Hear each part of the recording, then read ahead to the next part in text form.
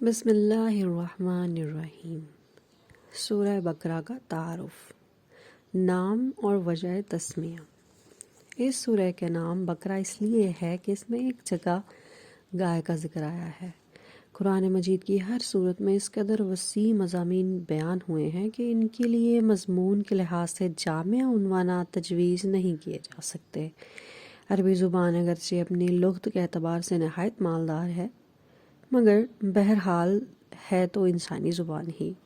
انسان جو زبانیں بھی بولتا ہے وہ اس قدر تنگ اور محدود ہیں کہ وہ ایسے الفاظ یا فکر فراہم نہیں کر سکتی جو ان وسیع مضامین کے لیے جامع عنوان بن سکتے ہوں۔ اس لیے نبی صلی اللہ علیہ وآلہ وسلم نے اللہ تعالیٰ کی رہنمائی سے قرآن کی بیشتر صورتوں کے لیے عنوانات کے بجائے نام تجویز فرمائے، جو محض علامت کا کام دیتے ہیں۔ اس سورہ کو بقرہ کہنے کا مطلب یہ نہیں ہے کہ اس میں گائے کے مسئلے پر بحث کی گئی ہے، بلکہ اس کا مطلب صرف یہ ہے کہ وہ سورہ جس میں گائے کا ذکر آیا ہے۔ زمانہ نزول۔ اس سورہ کا بیشتر حصہ ہجرت مدینہ کے بعد مدنی زندگی کے بالکل ابتدائی دور میں نازل ہوا ہے، اور کمتر حصہ ایسا ہے جو بعد میں نازل ہوا اور مناسبت مضمون کے لحاظ سے اس میں شامل کر دیا گیا۔ حتیٰ کہ سود کی ممانعت کے سلسلے میں جو آیات نازل ہوئی ہیں وہ بھی اس میں شامل ہیں، حالانکہ وہ نبی صلی اللہ علیہ وآلہ وسلم کی زندگی کے بالکل آخری زمانے میں اتری تھیں۔ سورہ کا خاتمہ جن آیات پر ہوا ہے وہ ہجرت سے پہلے مکے میں نازل ہو چکی تھی، مگر مضمون کی مناسبت سے ان کو بھی اسی سورہ میں ضم کر دیا گیا ہے۔ شان نزول۔ اس صورت کو سمجھنے کے لیے پہلے اس کا تاریخی پس منظر اچھی طرح سمجھ لینا چاہیے۔ ہجرت سے قبل جب تک مکہ میں اسلام کی دعوت دی جاتی رہی، خطاب بیشتر مشرکین عرب سے تھا، جن کے لیے اسلام کی آواز ایک نئی اور غیر مانوس آواز تھی۔ اب ہجرت کے بعد سابقہ یہودیوں سے پیش آیا، جن کی بستیاں مدینہ سے بالکل متصل ہی واقع تھیں۔ یہ لوگ توحید، رسالت، وحی، آخرت اور ملائکہ کے قائل تھے، اس ضابطۂ شرعی کو تسلیم کرتے تھے جو خدا کی طرف سے ان کے نبی موسیٰ علیہ السلام پر نازل ہوا تھا، اور اصولاً ان کا دین وہی اسلام تھا جس کی تعلیم حضرت محمد صلی اللہ علیہ وآلہ وسلم دے رہے تھے، لیکن صدیوں کی مسلسل انحطاط نے ان کو اصل دین سے بہت دور ہٹا دیا تھا۔ حاشیہ نمبر 1۔ وضاحت: اس وقت حضرت موسیٰ کو گزرے ہوئے تقریباً 19 صدیاں گزر چکی تھی۔ اسرائیلی تاریخ کے حساب سے حضرت موسیٰ نے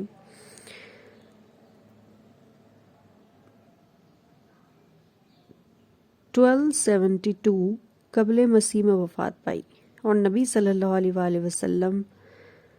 610 بعد مسیح میں منصب نبوت پر سرفراز ہوئے۔ ان کے عقائد میں بہت سے غیر اسلامی عناصر کی آمیزش ہو گئی تھی، جن کے لیے تورات میں کوئی سند موجود نہ تھی۔ ان کی عملی زندگی میں بکثرت ایسے رسوم اور طریقے رواج پا گئے تھے جو اصل دین میں نہ تھے اور جن کے لیے تورات میں کوئی ثبوت نہ تھا۔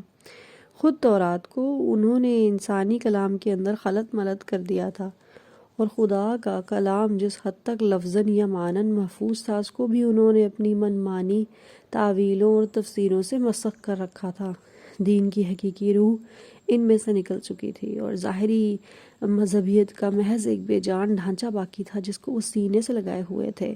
ان کے علماء اور مشائخ، ان کے سرداران قوم اور ان کے عوام، سب کو اعتقادی، اخلاقی اور عملی حالت بگڑ گئی تھی، اور اپنے اس بگاڑ سے ان کو ایسی محبت تھی کہ وہ کسی اصلاح کو قبول کرنے پر تیار نہ ہوتے تھے۔ صدیوں سے مسلسل ایسا ہو رہا تھا کہ جب کوئی اللہ کا بندہ انہیں دین کا راستہ بتانے آتا تو وہ اسے اپنا سب سے بڑا دشمن سمجھتے اور ہر ممکن طریقے سے کوشش کرتے تھے کہ وہ کسی طرح اسلام میں کامیاب نہ ہو سکے۔ یہ لوگ حقیقت میں بگڑے ہوئے مسلمان تھے، جن کے ہاں بدعتوں اور تحریفوں، مشاغفیوں اور فرقہ بندیوں، استخاگیروں، مغزافگنی، خدا فراموشی اور دنیا پرستی کی بدولت انحطاط اس حد کو پہنچ چکا تھا کہ وہ اپنا اصل نام مسلم تک بھول گئے تھے، محض یہودی بن کر رہ گئے تھے، اور اللہ کے دین کو انہوں نے محض نسل اسرائیل کی آبائی وراثت بنا کر رکھ دیا تھا۔ بس جب نبی صلی اللہ علیہ وآلہ وسلم مدینہ پہنچے تو اللہ تعالیٰ نے آپ کو ہدایت فرمائی کہ ان کو اصل دین کی طرف دعوت دیں۔ چنانچہ سورہ بقرہ کی ابتدائی 15-16 رکوع اسی دعوت پر مشتمل ہیں۔ ان میں یہودیوں کی تاریخ اور ان کے اخلاقی و مذہبی حالت پر جس طرح تنقید کی گئی ہے اور جس طرح ان کے بگڑے ہوئے مذہب و اخلاق کی نمایاں خصوصیت کے مقابلے میں حقیقی دین کے اصول پہلو بہ پہلو پیش کیے گئے ہیں، اس سے یہ بات بالکل آئینے کی طرح واضح ہو جاتی ہے کہ ایک پیغمبر کی امت کے بگاڑ کی نوعیت کیا ہوتی ہے۔ رسمی دینداری کے مقابلے میں حقیقی دینداری کس چیز کا نام ہے، دین حق کے بنیادی اصول کیا ہیں اور خدا کی نگاہ میں اصل اہمیت کن چیزوں کی ہے۔ مدینہ پہنچ کر اسلامی دعوت ایک نئے مرحلے میں داخل ہو چکی تھی۔ مکے میں تو معاملہ صرف اصول دین کی تبلیغ اور دین قبول کرنے والوں کی اخلاقی تربیت تک محدود تھا، مگر جب ہجرت کے بعد عرب کے مختلف قبائل کے وہ سب لوگ جو اسلام قبول کر چکے تھے ہر طرف سے سمٹ کر ایک جگہ جمع ہونے لگے اور انصار کی مدد سے ایک چھوٹی سی اسلامی ریاست کی بنیاد پڑ گئی، تو اللہ تعالیٰ نے تمدن، معاشرت، معیشیت، قانون اور سیاست کے متعلق بھی اصولی ہدایات دینی شروع کی اور یہ بتایا کہ اسلام کی اساس پر یہ نظام دنیا کس طرح تعمیر کیا جائے۔ اس سورہ کے آخری 23 رکوع زیادہ تر انہی ہدایات پر مشتمل ہیں، جن میں سے اکثر ابتدا ہی میں بھیج دی گئی تھیں اور بعض متفرق طور پہ حسب ضرورت بعد میں بھیجی جاتی رہیں۔ ہجرت کے بعد اسلام اور کفر کی کشمکش بھی ایک نئے مرحلے میں داخل ہو چکی تھی۔ ہجرت سے پہلے اسلام کی دعوت خود کفر کے گھر میں دی جا رہی تھی اور متفرق قبائل میں سے جو لوگ اسلام قبول کرتے تھے وہ اپنی اپنی جگہ رہ کر ہی دین کی تبلیغ کرتے اور جواب میں مصائب اور مظالم کے تختہ مشق بنتے تھے، مگر ہجرت کے بعد جب یہ منتشر مسلمان مدینے میں جمع ہو کر ایک جتھا بن گئے اور انہوں نے ایک چھوٹی سی آزاد ریاست قائم کر لی تو صورتحال یہ ہو گئی کہ ایک طرف ایک چھوٹی سی بستی تھی اور دوسری طرف تمام عرب اس کا استحصال کر دینے پر تلا ہوا تھا۔ اب اس مٹھی بھر جماعت کی کامیابی کا ہی نہیں بلکہ اس کے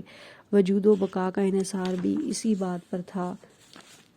کہ اولاً وہ پورے جوش و خروش کے ساتھ اپنے مسلک کی تبلیغ کر کے زیادہ سے زیادہ لوگوں کو اپنا ہی عقیدہ بنانے کی کوشش کریں، ثانیاً وہ مخالفین کا برسر باطل ہونا اس طرح ثابت و مبرہن کرتے کہ کسی ذی عقل انسان کو اس میں شبہ نہ رہے، ثالثاً بے خانمہ ہونے اور تمام ملکی عداوت و مزاحمت سے دوچار ہونے کی بنا پر فکر و فاقہ اور ہمہ وقت بے امنی و بے اطمینانی کی جو حالت ان پر طاری ہو گئی تھی اور جن خطرات میں وہ چاروں طرف سے گھر گئے تھے، ان میں وہ ہراساں نہ ہوں بلکہ پورے صبر و ثبات کے ساتھ ان حالات کا مقابلہ کریں اور اپنے عزم میں ذرا تزلزل نہ آنے دیں۔ رابعاً وہ پوری دلیل کے ساتھ ہر اس مسلح مزاحمت کا مسلح مقابلہ کرنے کے لیے تیار ہو جائیں جو ان کی دعوت کو ناکام کرنے کے لیے کسی طاقت کی طرف سے کی جائے، اور اس بات کی ذرا پرواہ نہ کریں کہ مخالفین کی تعداد اور ان کی مادی طاقت کتنی زیادہ ہے۔ خامساً ان میں اتنی ہمت پیدا کی جائے کہ اگر عرب کے لوگ اس نئے نظام کو جو اسلام قائم کرنا چاہتا ہے فہمائش سے قبول نہ کریں تو انہیں جاہلیت کے فاسد نظام زندگی کو بزور مٹا دینے میں بھی تأمل نہ ہو۔ اللہ تعالیٰ نے اس صورت میں ان 5 امور کے متعلق ابتدائی ہدایات دی ہیں۔